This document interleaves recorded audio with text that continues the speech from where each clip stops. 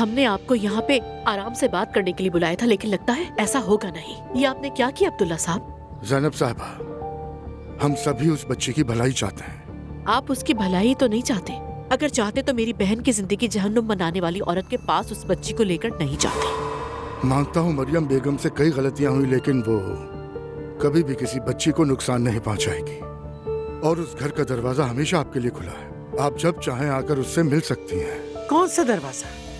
क्या वही दरवाजा जहाँ से तुम्हारी बीवी ने मेरी बेटी को घसीटते हुए निकाला था? तुम समझते हो क्या मैं उस दरवाजे पर जाऊंगी? मेरी प्यारी बेटी, अच्छा हुआ तुमने अपनी बेटी को मरियम के हाथों में नहीं देखा। मम्मी, अच्छा, क्या हुआ? अच्छा, अब्दुल्ला साहब, अच्छा। बेहतर होगा कि आप चले जाएं यहाँ से। सोचा तो ये था कि ये मसला खुश असलूबी से हल हो जाएगा, मगर मैं गलत थी।